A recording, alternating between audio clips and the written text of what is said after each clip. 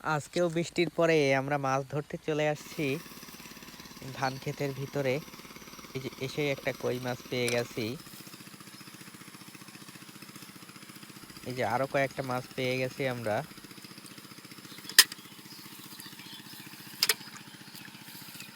এটা কি? একটা টাকি।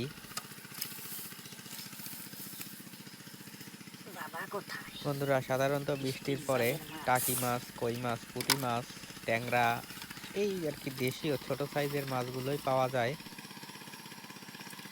ও, একটা বড় সাইজের কই, কালো হয়ে গেছে দেখেন। ধর, ভালো করে ধর।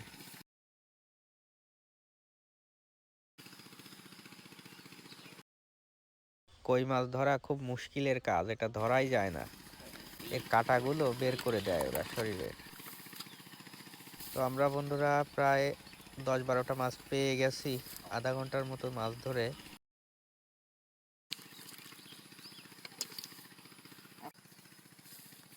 আর বেশিক্ষণ মাছ ধরবো না, কারণ সব জায়গায় আমরা ঘুরে ফেলছি, কিন্তু মাছ বেশি নাই আর। এই আর একটা,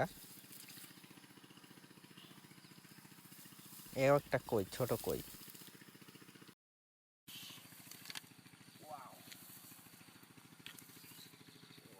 এটা কি?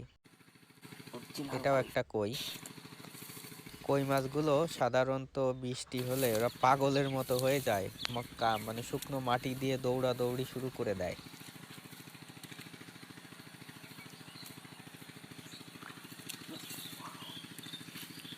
ও, এই আরো একটা।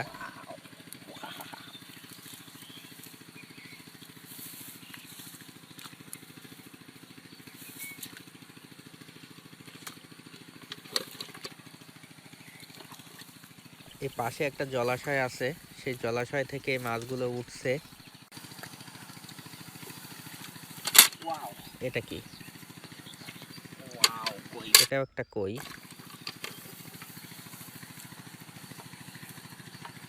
এরকম বৃষ্টির দিনে কারা মাছ ধরতে পছন্দ করেন বা মাছ ধরছেন জীবনে একবার হলেও, অবশ্যই কমেন্ট করে জানাবেন।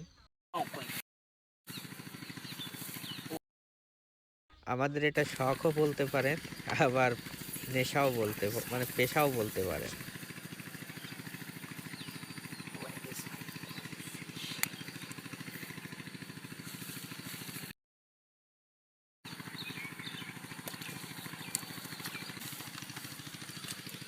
এটা কি?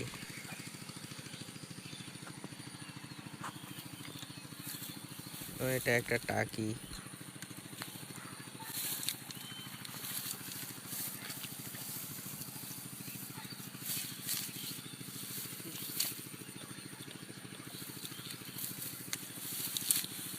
এটা কি রে? এটাও একটা বড় সাইজের টাকি।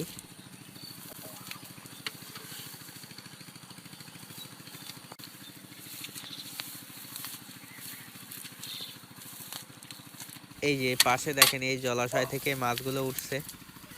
আরো একটা টাকি লাফ দিছে, ধর। এই দেখেন জলাশয়টা, এখানে প্রচুর মাছ ছিল, এই সেইগুলো উঠছে। আর এই পুঁটি মাছগুলো দেখেন মারা গেছে।